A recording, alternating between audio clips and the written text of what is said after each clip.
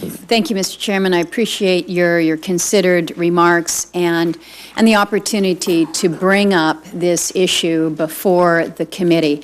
As you and I have both noted over the past year, we haven't shown any reticence in taking up the difficult issues that face this nation when it comes to energy production, the issues of export, whether it's natural gas or now oil.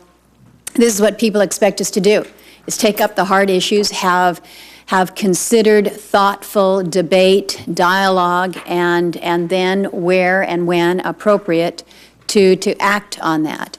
My hope is that today's discussion is the beginning of many very considered and thoughtful discussions on what is certainly a very timely issue, given the position that this country is in when it comes to our dramatically increased oil production. So again, I appreciate the opportunity to discuss this today.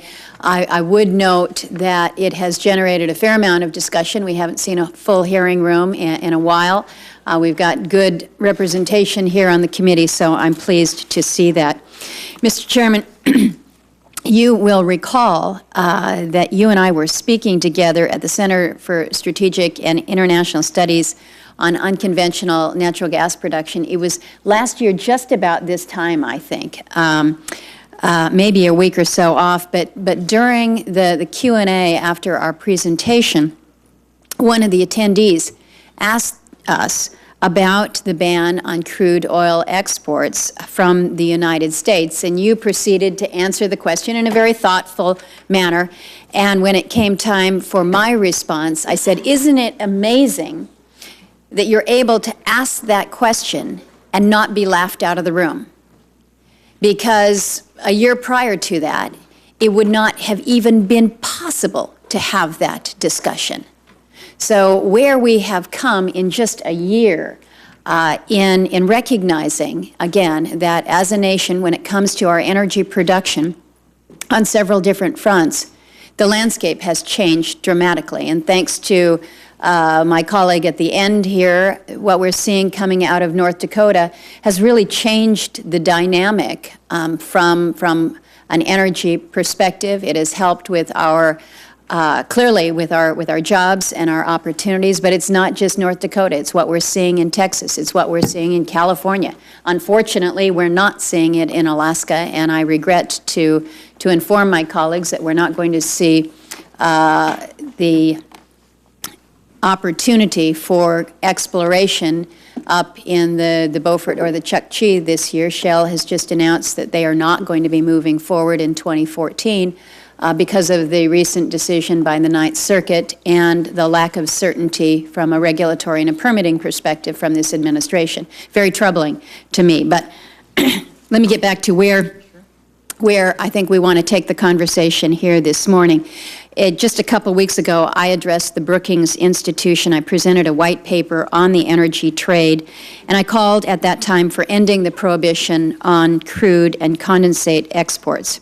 And I will tell you, I have been really gratified by the thoughtful responses. It hasn't been a knee-jerk, oh my gosh, we can't do it, the sky is falling. It is much more considered and much more thoughtful, and I think that's where we need to be with these discussions. I want to prompt further discussion and debate on the issue. The analytical and the trade winds are blowing fiercely. It's not just the polar vortex, it's this discussion on a very important issue. The architecture of U.S. energy exports must be renovated if our nation is to lead the world on issues of trade, the environment, and energy. And the highest profile example is the outdated de facto prohibition on crude oil and condensate exports. This ban threatens record-breaking U.S. oil production and American jobs by creating inefficiencies, gluts, and other distortions. It is my hope and expectation that this hearing continues the conversation that began at Brookings, raising all the issues, considering all sides, and most important, reaching conclusions so that we can move forward rather than let the global energy markets developing around the world pass us by. Now, having said that, I don't expect that we're going to either see the administration moving forward with a decision next week or legislation coming forward from me or from other members of the Energy Committee here.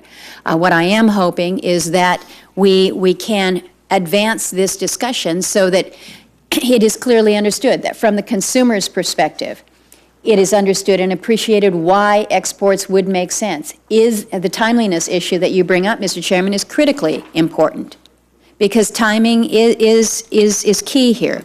The impact on American consumers is critical. I happen to believe that opening up world markets to U.S. crude oil will lower the global price, which will in turn lower the global prices for petroleum products. All things equal, the American consumer will benefit from this interaction, as will those Americans that are employed directly and indirectly as a result. Geopolitical impacts are also noteworthy here. The international trade dimension, given the ongoing trade talks with Europe and Asia, is just beginning to be understood. From today's vantage point, I believe that national security will also be enhanced by our strengthened posture on energy trade. We cannot let short-term thinking distract us from the long haul. Gasoline prices will fluctuate. We know that. We see it every year. There will be variations across different regions of the United States. And this is due to a constellation of variables, including infrastructure challenges, differing tax structures across states, various economic inefficiencies, and other aspects of the nation's refining and distribution system. Regional variations in prices are still, ultimately, variations on global prices. Lifting the ban is about production. It's about jobs. The International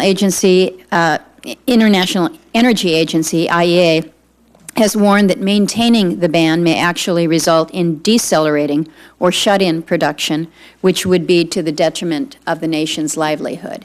So many things to chew on this morning, many things to carry forward in further discussions. But we've got a panel in front of us, Mr. Chairman, that I think is clearly knowledgeable, poised to speak to these issues, and I think we will gain from their input this morning, and I thank them for being here, and thank you for allowing us to have this opportunity on this important discussion. Senator